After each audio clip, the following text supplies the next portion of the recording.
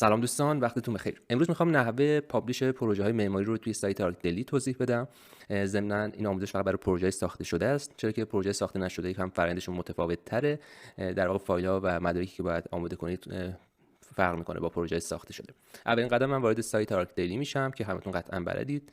تو این قسمت کلیک میکنیم بخش سابمیت رو که بزنید وارد صفحه‌ای میشیم که این قسمت اولین کاری که باید بکنید سابجکت رو بذارید روی سابمیت پروژه بیلد، یعنی پروژه‌ای که ساخته شده و این رو که میذارید صفحه تغییر شکل پیدا میکنه. وارد این صفحه میشید که ما از طریق دو حالت پابلیش داره، یه دونه مستقیم آپلود کردن توی سایت، یه دونه به صورت زیپ کردن که ما از طریق نحوه زیپ کردن اون پروژه و آپلود کردن پروژه قرار بریم. مثلا همین اینجا یک لینکی هست که نحوه و اون ضوابطی که شما مدارک رو آماده کنید رو براتون قابل دانلود کرده. من اینجا کلیک میکنم، یک فایلی برام وارد صفحه میشم و بعد اینجا سابمیت پروژه پایینش یک فالوینگ فولدر داره که حالا اون گایدلاین و نحوه آپلود رو درش نوشته. من روش کلیک میکنم و یک فایلی دانلود میشه.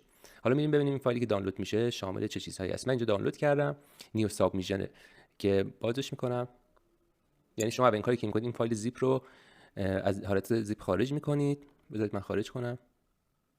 خب برامون خارج شد. نگاه کنید دو تا پوشه داره، یک پوشه برای مدارک و دیاگرام ها و غیره است و یک پوشه برای تصاویر. یک فایل پی دی اف راهنما داریم، یک فایل اکسل داریم که باید پر بشه و یک فایل ورد که اونم باید پر بشه. حالا وارد پوشه دراینگ که میشیم دوباره یک فایل پی دی اف داریم که راهنماست که چجوری باید مدارک رو قرار بدید. فوتو هم همینجور یک فایل راهنما برامون گذاشته که موقعی که ما خواستیم مدارک آماده کنیم داخل همین پوشه ها به همین شکل باید بذاریم و دوباره زیپش کنیم و عنوان زیپ رو به این شکل قرار بدیم. من بک میزنم، یعنی اسم پروژه، یک آندرلاین و بعد اسم دفترتون یا حالا اون شخصی که داره پروژه رو ارسال میکنه که معمولا اسم دفتر رو میذارن. مثلا من اینجا یک نمونه آماده کردم، زیپ هم باید بشه قزوین آرک آندرلاین اوریب استودیو که در نهایت بعد پوشتون به این شکل در بیاد. یعنی ما مدارک رو که آماده کردیم داخل این پوشه ها گذاشتیم، فایل راهنما رو حذف می‌کنیم، یه فایل اکسل نگه می‌داریم، یه فایل ورد نگه می‌داریم به علاوه این دو تا پوشه. روی پوشه دراینگ که اولین قدممونه و قرار نقشه ها و دیاگرام ها و مدارکی که حالا وجود داره رو قرار بدیم، نوشته که حداقل این 2880 که می‌بینید اینی که عرض کاغذتون به پیکسل یا اون صفحه‌ای که می‌سازید توی فتوشاپ برای ریسایز کردن کمتر 2880 پیکسل نباشه، بیشتر باشه مشکلی نداره. دی پی آیش هم 72 باید حتما باشه و اینکه فرمت اون تصاویر هم باید آر جی بی باشن، یعنی گری اسکیل یا سی ام آر کی نمیشه، سی ام وای کی نمیتونه باشه.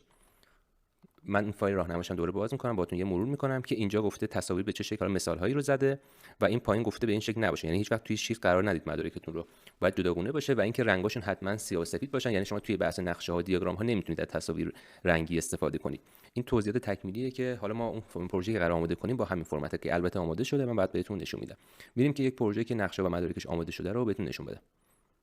و اینکه البته خب شما ممکنه مدارک رو با فرمت‌های و شکل‌های مختلف داشته باشید، اما بعد به این شکل درارید. من وارد اون پروژه‌ای که میشم آماده است. خب این پروژه الان، یعنی من بک میزنم، این پوشه‌ای که می‌بینید یه پوشه آماده برای ارساله. بخش دراینگ رو وارد میشیم. اینجا می‌بینید مدارک رو به ترتیب جلو میزنم من. اینا که حالا بحث دیاگرام هاست و در ادامه خود مدارک فنی رو داریم. نقشه ها رو می‌بینید هیچ رنگی نداریم. سایت پلن، حالا سکشن هامونه و باقی مدارک.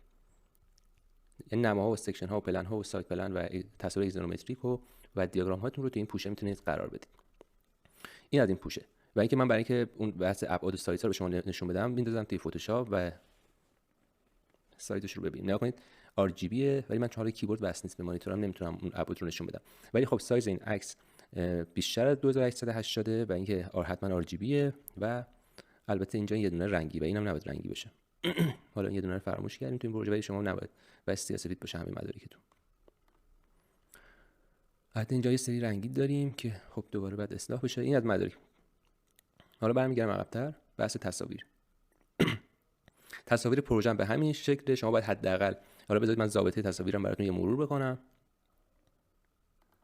اون فایل راهنمایی که برای تصاویر گذاشته، اینجا مثال هایی از تصاویری که میتونید استفاده کنید رو گذاشته. اینکه بازم عرض تصاویرتون کمتر از 2880 پیکسل نباشه، حداقل 15 تا عکس داشته باشید و اینکه تصاویر شب رو اجازه ندارید استفاده کنید.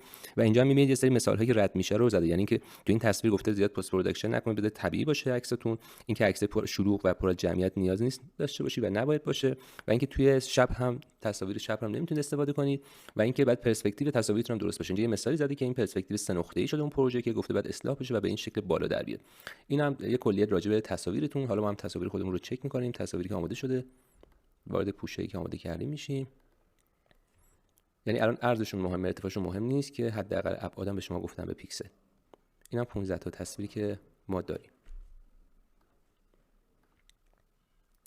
میرسیم به فایل ورد. اون فایل وردی که شما باید آماده کنید خودشون فرمت رو گذاشتن براتون، شما باید دیتا رو پر کنید. اینجا اطلاعات پروژه است، اسم پروژه، دفتری که داره پروژه باشه ارسال میشه، آدرس دفترتون، شبکه‌های اجتماعیتون و ایمیلتون و مساحت پروژه، لوکیشن، کاربری و حالا اون هد طراحی و دوباره عکاستون، حالا وبسایت عکاستون و نام عکاس و غیره. و میایم پایینتر توضیحات پروژهتون رو باید بذارید. این بخش توضیحات خیلی مهمه، دقت کنید که برای اینکه بتونید متن درستی رو در بیارید حتما چند تا از متن‌های پروژه‌ای که پابلیش شده رو مطالعه کنید که فرمت نوشتارتون خب معمولا بس سوم شخص باشه، چون معمولا سایتایی که کار پابلیش انجام میدن در واقع انگار دارن یک روایتی از اون پروژه انجام میدن، صرفا یعنی نمیتونید تو پروژه بگید ما این کارو کردیم به این دلیل این کارو کردیم. بهتره که حالت سوم شخص پروژه رو روایت کنید.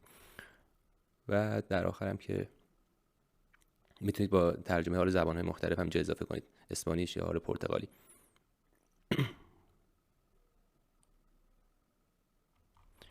ولی اختیاری تا جایی که من میدونم. خب این فایل وردم بسته شد. حالا میایم تو فایل اکسل، یه سری جدول باید پر کنید. تو بخش تیم طراحی تو میتونید حالا تو این قسمت که ریسپانسیبل فور هست شما میتونید در واقع وظایفشون رو، وظایف اون اشخاص توی گروهتون رو تعریف کنید و این طرف نامشون و این طرف ایمیلشون. و میان پایین‌تر افرادی که خارج از تیم شما تو این پروژه بودن، مثلا مجری، پیمانکارها و حالا بحث نورپردازی و غیره که بودن رو به دوباره اسم در واقع سمتشون یا کاری که انجام دادن، بعد اسم اون شرکت یا کمپانی یا شخص. در البته اینجا خودش پیشنهادش این بوده که نام اون کمپانی رو بیارید و بعد حالا ایمیل اون کمپانی. در پایین‌تر حالا متریال اصلی که استفاده کردید اونجا 3 تاشو بعد نام ببرید و بگید که تو کدوم بخشه و در نهایت برندهایی که حالا توی بخش تامین متریال نورپردازی و غیره باشون همکاری داشتید رو بعد نام برند رو بیارید و بعد محصولی که حالا ارائه دادن برای شما تو این پروژه و راه ارتباطی با اونها. اینم از فایل اکسلی که شما باید آماده کنید. در مجموع یک فایل اکسل، یک فایل ورد، یک پوشه تصویر و یک پوشه اسناد و مدارک. این 4 تا پوشه که تکمیل شد، اینها رو نامشون رو ابتدا به همین فرمت اسم پروژه و آندرلاین اسم دفترتون یه پوشه میکنید و بعد تبدیل به زیپ میکنید که میشه این فایل. حالا میاد فایل زیپ رو توی درایو حالا کرومتون یعنی گوگل درایو آپلود میکنید.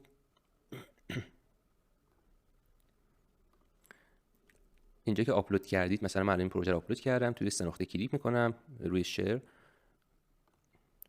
و اینجا حتما یادتون باشه که توی قسمت شیر کردن پروژه محدودیتی نذارید و دسترسیش رو آزاد بذارید که حالا باز نشده، روی حالتی بذارید که هر شخصی لینک رو داشته باشه بتونه به پروژه دسترسی داشته باشه. در نهایت اون لینک رو الان یه خورده هنگ کرده سیستم من. در نهایت اون لینک درایو که پروژهتون رو آپلود کردید میایم تو این قسمت، یعنی همون کارا رو انجام دادیم، وارد همون صفحه پابلیش پروژه های اجرا شده میشیم. این قسمت قاره رو انتخاب میکنید که تو کدوم قاره هستید. حالا ما آسیا رو میزنیم. اینجا نام خودتون و بعد ایمیلتون، دفترتون، آدرس وبسایتتون رو و اون لینکی که پروژه رو باهاش آپلود کردید رو اینجا پیست میکنید و اینجا تایید سابمیت که طی 15 روز به شما اطلاع میدن که تایید یا رد شده و معمولا هم دلایل رد شدن رو میگیرن یا میگن حالا بحث نوشتارتون مشکل داشته یا تصاویر و غیره و میشه باهاشون ارتباط داشت که حالا مشکلاتی که به شما میگن رو حل کنید. اما یه خورده زمان بره و یه وقفه‌ای داره تو این اصلاحیه. ممنون که تا اینجا همراه هم بودید. حالا توی ویدیوهای بعد سعی می‌کنم بحث پروژه کانسپت هم تشریح کنم که چطور میشه توی سایت خارجی یا حالا مثل آرکیدلی پابلیش کرد. خدا نگهدارتون.